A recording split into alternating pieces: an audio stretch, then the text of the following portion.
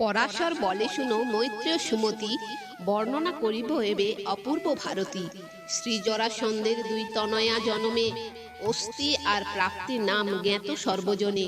কংসের সহিত বিবাহ সে দোহারে হয়, দোহে হন কংস রানী আছে পরিচয়। যখন করিল হরি কংসের নিধন, শুনিয়া জরাসন্ধ হয় রোষে নিমগন।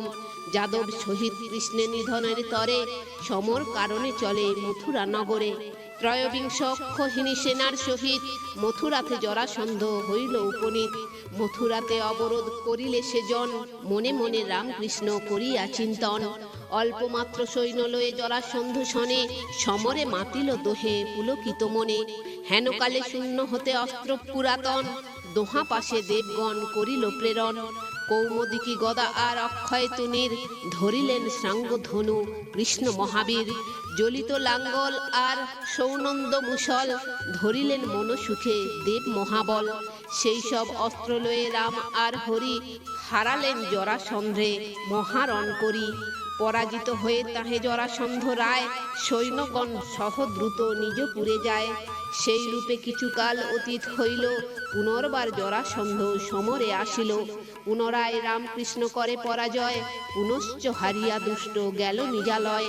এই রূপে ক্রমে ক্রমে অষ্টাদশ বার, রাজা জরাসন্ধ হয় রণে আগুসার। যাদবগণের দ্বারা পরাজিত হয়ে, প্রতিবারে পলায়ন করে প্রাণ ভয়ে। ক্রমে ক্রমে যাদবেরা আনন্দিত মনে, বহু সেনা স্থাপিলেন মথুরা ভবনে। যবে ইচ্ছা শত্রুগণ করে আগমন, যাদবের কাছে হারি করে পলায়ন। তাহার কারণ শুদ্ধ দেব দেব হরি, বিষ্ণুর সন্নিধি মাত্র কারণ ইহারি। সকলি হরির লীলা অতি চমৎকার, কে আছে বুঝিবে তাহা সংসার মাঝার। নিমিষে জগৎ ধ্বংসে যে জন সক্ষম, শত্রু নাশে তাঁর কেন এত আয়োজন।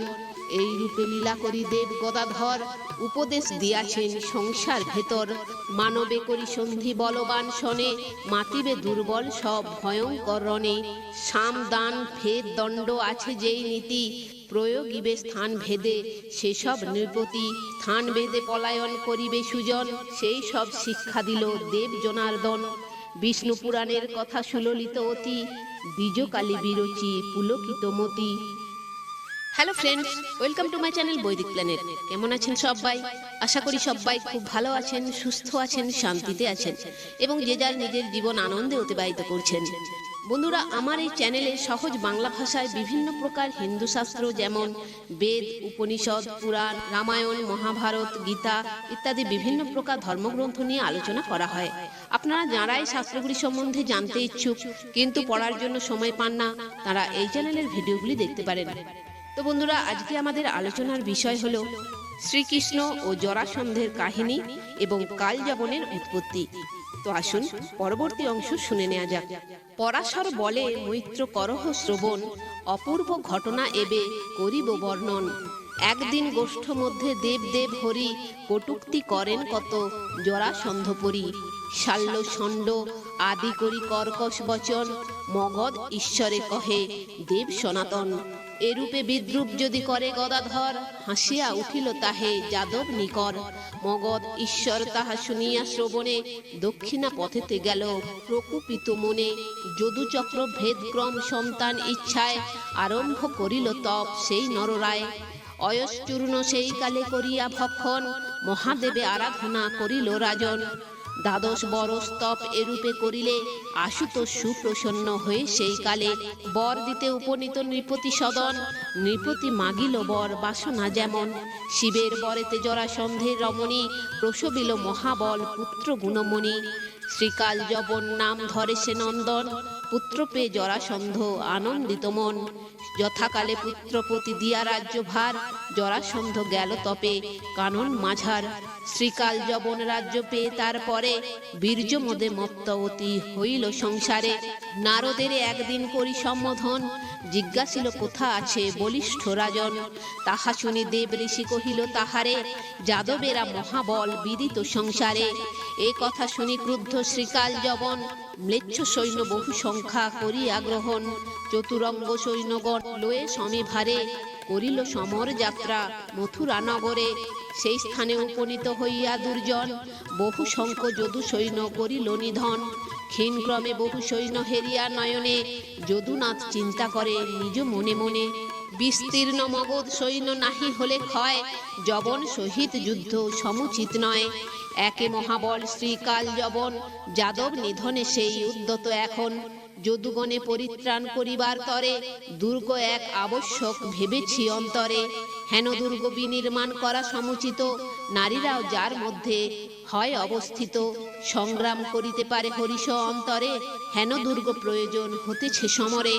যদি আমি মত্ত হই কিংবা প্রবাসিত, শত্রুর আক্রমণ যাহে হয় নিবারিত। হেন দুর্গ অবশ্যই এবে প্রয়োজন, এই রূপে মনে মনে ভাবি জনার্দন। সাগরের সম্বোধিয়া আপন গোচরে, দ্বাদশ যোজন স্থান চাহেন সাদরে। তাহা শুনি জলনিধি করিল প্রদান, কৃষ্ণ তথা করিলেন দ্বারকা নির্মাণ। অমরাবতীর সম পুরী মনোহর, প্রাকার বেষ্টিত কিবা দেখিতে সুন্দর। শতেক তগার তথা হয় সুশোভিত, মহদ্দান অত শত সদা বিরাজিত। এই রূপে নিরমিয়া দ্বারকা নগরী, মথুরার সব জনে আনিলেন হরি। নগরীর বহির্ভাগে সৈন্য সমুদয়, নিবেশিত করি কৃষ্ণ আনন্দিত কায়। নিরস্ত হইয়া নিজে করেন ভ্রমণ, শ্রীকাল যবন তারে করিল দর্শন। কৃষ্ণ হেরি অস্ত্র লয়ে সেই দুরাচার, কৃষ্ণের পিছনে দ্রুত হয় আগুসার। নারায়ণ হেরি তাহা করি পলায়ন, পর্বত গুহায় তরা পশিল তখন। পিছনেতে দুরাচার গমন করিল, রাজা মুচকুন্দ তথা শয়নে আছিল।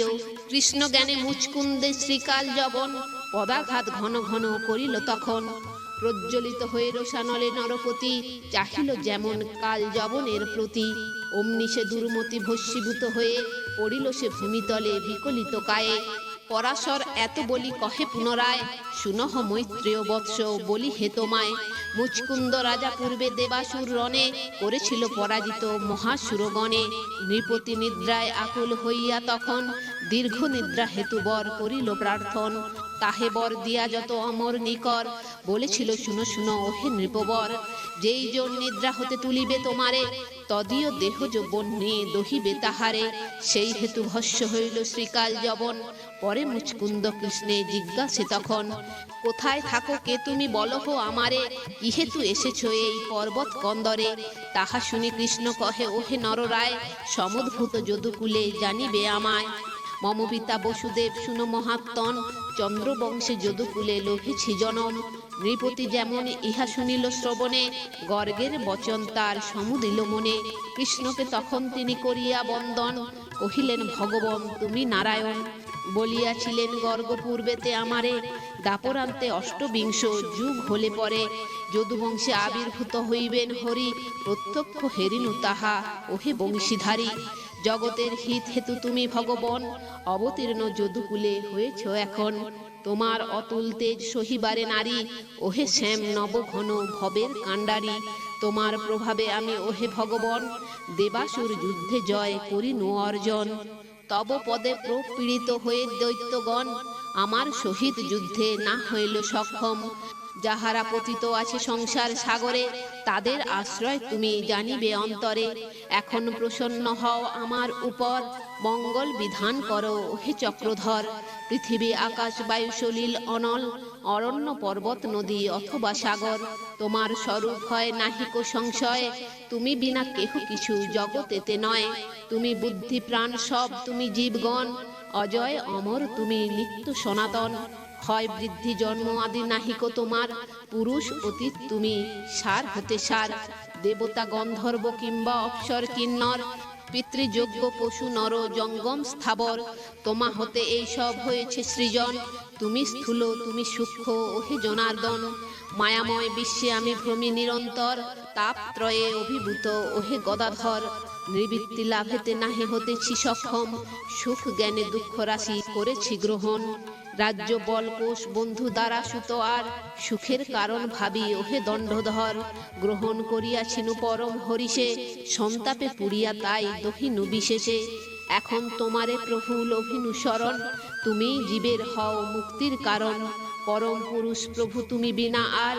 কে আছে দ্বিতীয় বলো সংসার মাঝার, এখন প্রসন্ন হয়ে আমার উপরে। সর্ব আশা পূর্ণ করো কৃপা দৃষ্টি করে, শ্রী বিষ্ণু পুরাণ কথা সুললিত অতি। কবি বলে সদা রাখো কৃষ্ণ পদে মতি। তো বন্ধুরা, আজ এই পর্যন্তই। ভিডিওটি যদি ভালো লেগে থাকে তাহলে লাইক কমেন্ট শেয়ার করে আপনার প্রিয় মানুষদেরও দেখার সুযোগ করে দেবেন, এবং এই ধরনের ভিডিও আরও দেখার জন্য চ্যানেলটি সাবস্ক্রাইব করে পাশে থাকা বেল আইকনটি প্রেস করে দেবেন পরবর্তী ভিডিও নোটিফিকেশন পাওয়ার জন্য। সবাই ভালো থাকবেন, সুস্থ থাকবেন, আনন্দে থাকবেন।